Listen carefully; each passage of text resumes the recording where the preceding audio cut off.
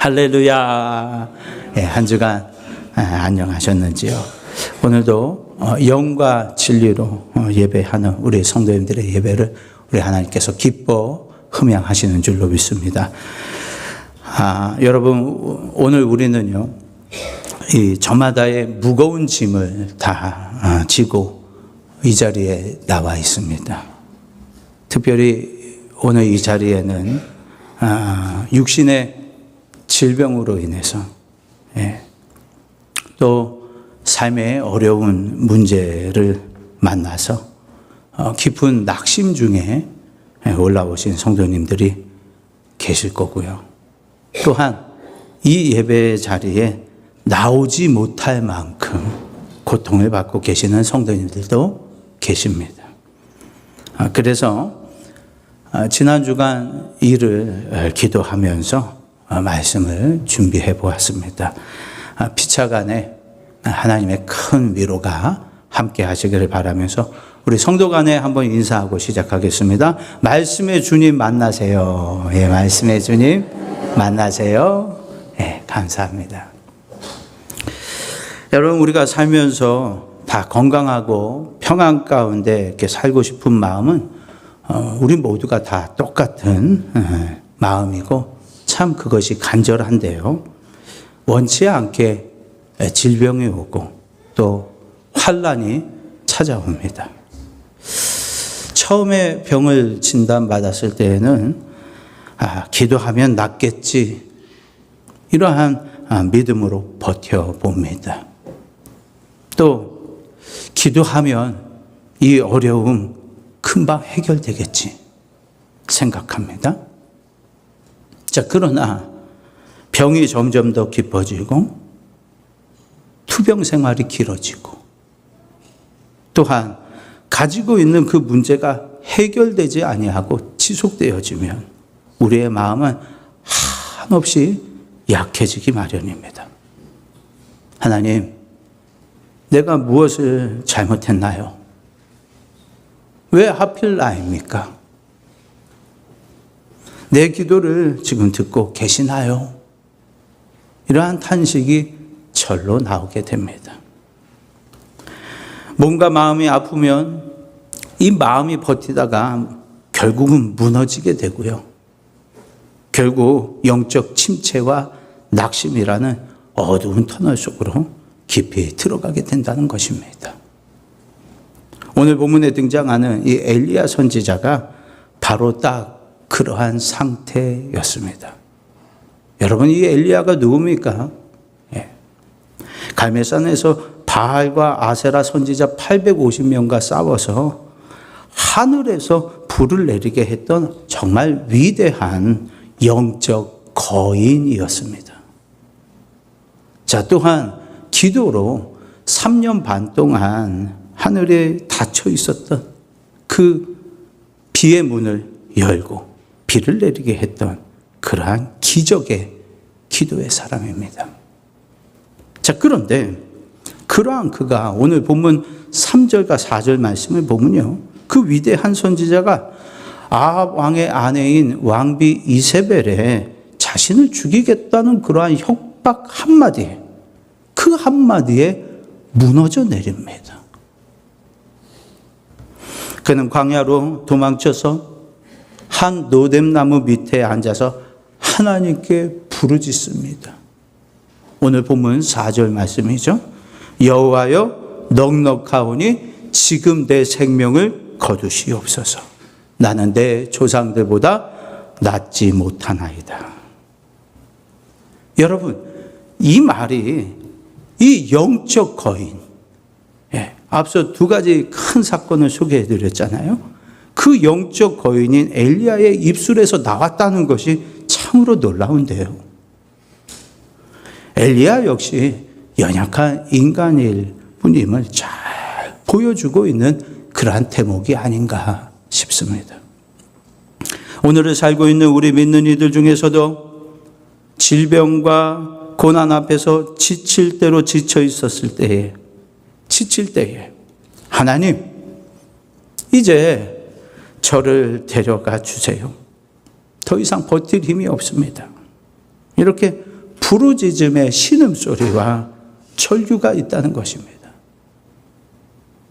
저도 어렸을 때에 저희 어머니가 그렇게 기도하는 것을 그렇게 들었어요.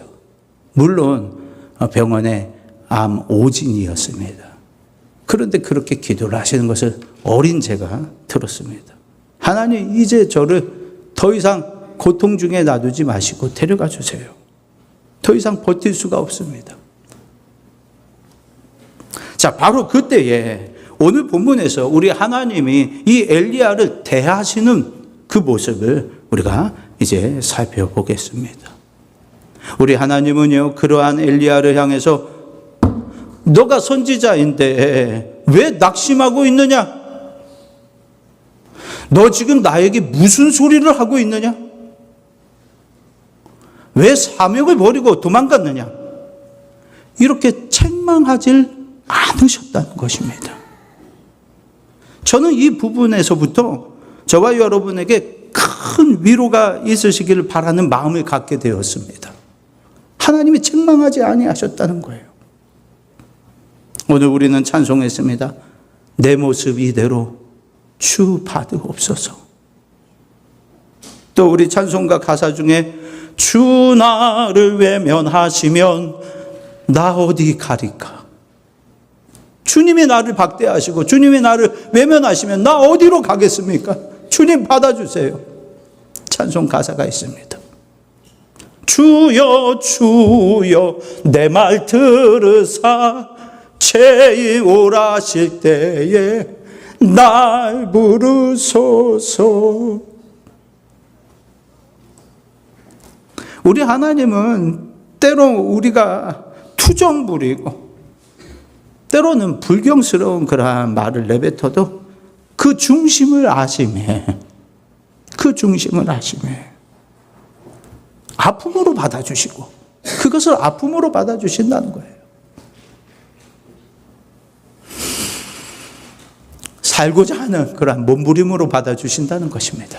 그것이 오늘 이 엘리야를 받으시는 하나님의 메시지를 통해서 우리에게 주시는 영적 메시지입니다. 여러분, 20세기의 최고의 영성가이자 이 하버드 대학의 교수였던 헨리 나우엔이라는 사람은요, 그 화려한 명성을, 하버드 대학 교수의 그 명성을 뒤로 하고 지체 장애인들이 모여 사는 나리쉬 데이 브레이크라는 공동체로 들어가서 그의 남은 삶을 섬기면서 살았습니다. 세상 사람들은 그의 그 내려놓은, 그 하버드 대학 교수의 그 자리를 내려놓은 그 겸손, 그 희생, 이것을 우러러 보았고요. 그는 하나님의 돌보심으로 인해 늘 평안하고 영적으로 충만한 삶을 사는 것으로 그렇게 알고 있었습니다. 하지만 그에게도요, 오늘 본문의 노뎀나무 아래의 이 엘리야처럼 모든 영성과 에너지가 바닥이 나서 고갈이 되어버린 그러한 혹독한 영적 침체기가 저에게 찾아왔는데요.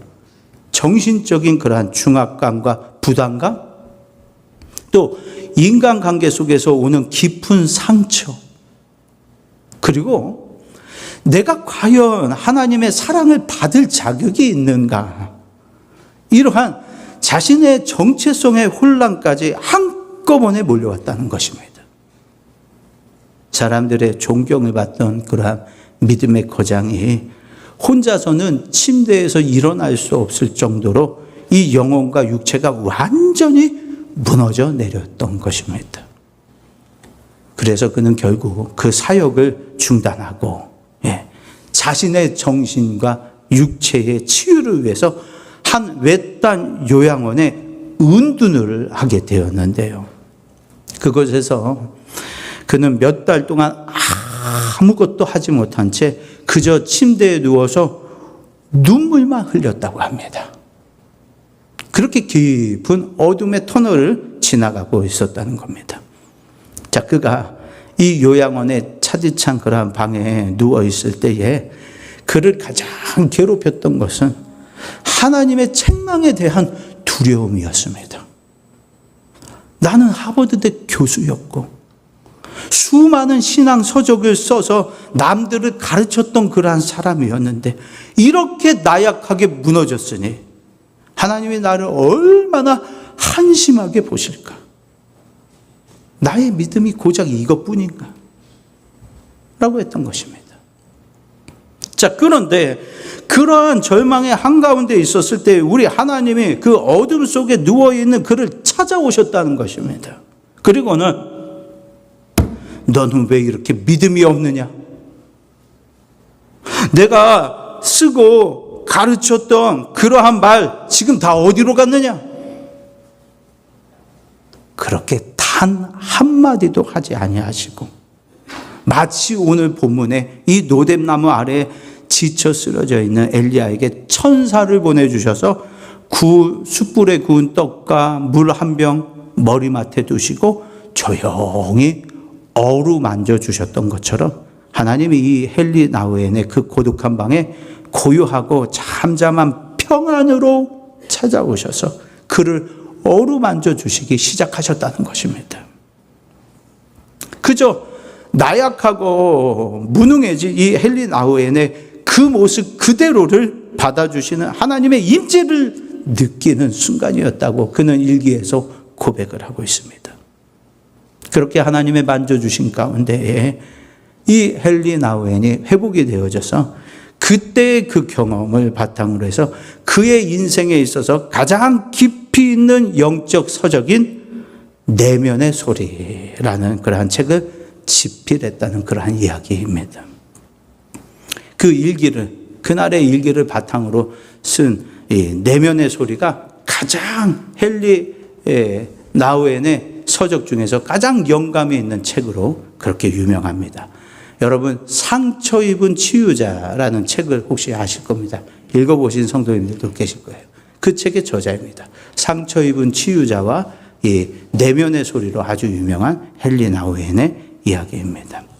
여러분, 이 엘리야가 오늘 본문이죠. 왕비 이세벨의 위협을 피해서 광야 노뎀나무에 앉아서 여호와여 넉넉하오니 지금 내 생명을 거두시옵소서라고 절규할 때에 그는 영적으로 육적으로 완전히 파산 상태였습니다.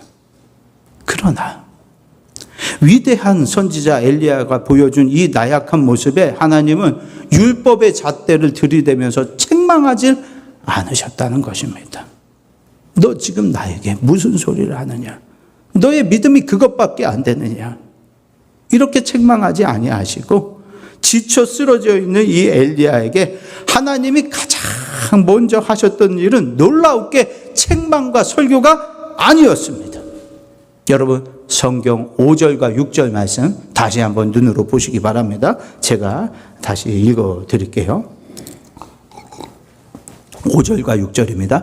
노뎀나무 아래에 누워 자더니 지쳐 쓰러져 있는 거예요. 천사가 그를 어루만지며 그에게 이르되 일어나서 먹으라 하는지라. 본즉 머리맡에 숯불에 구운 떡과 한 병 물이 있더라.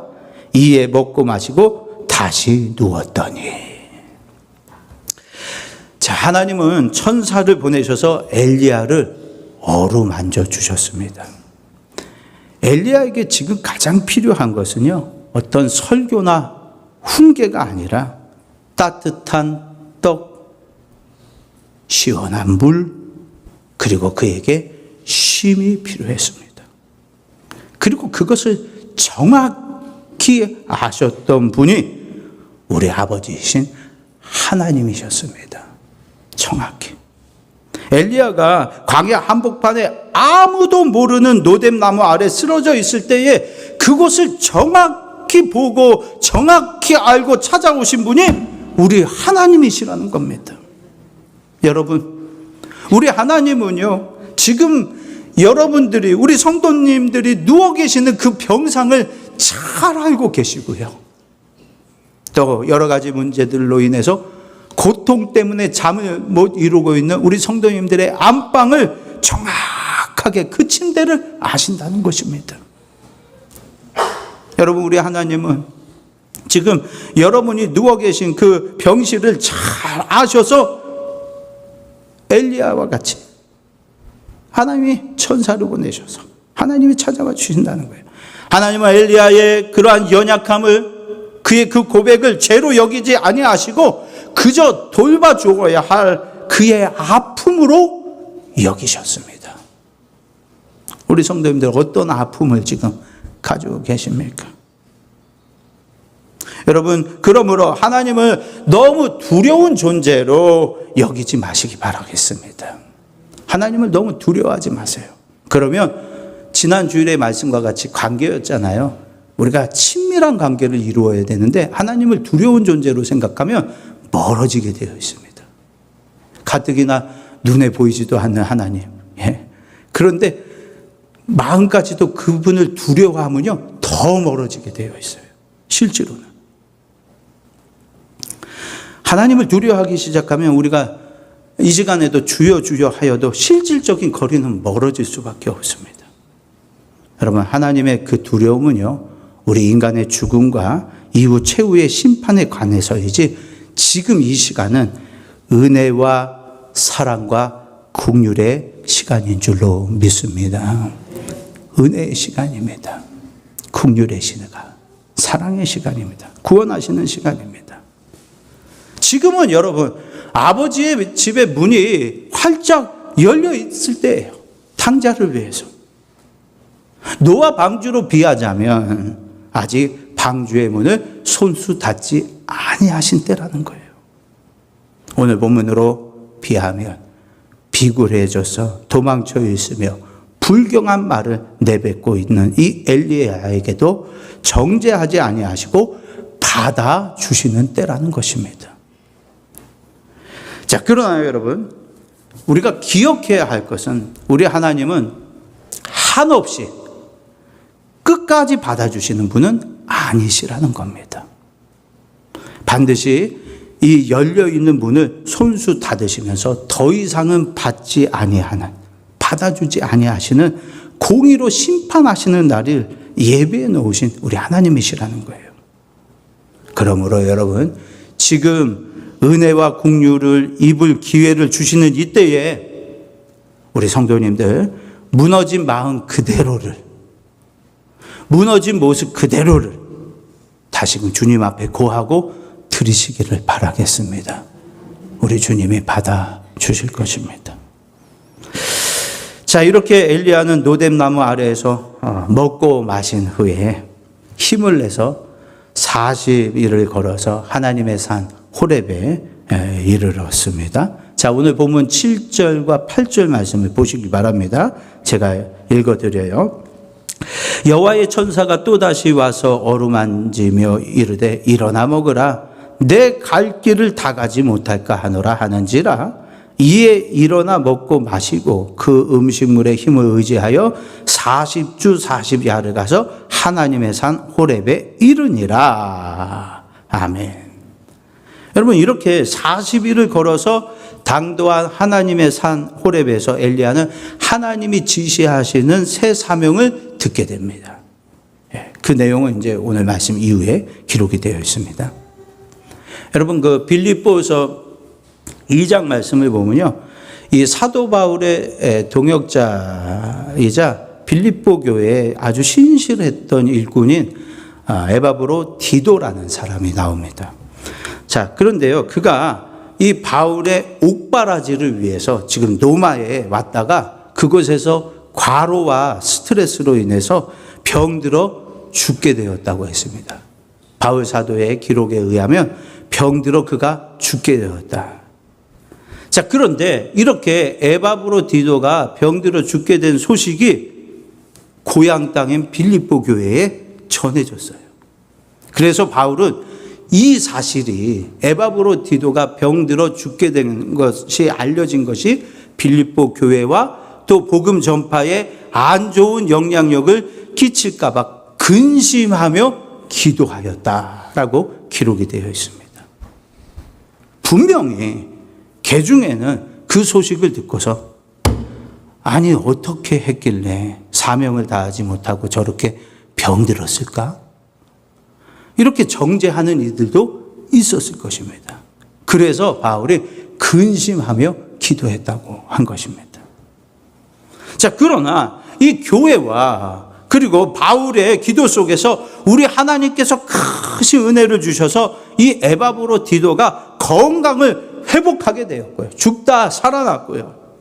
사도 바울은 그러한 그를 자신 곁에 두지 아니하고 속히 고향 땅인 빌립보 교회로 돌려보내기로 결정합니다.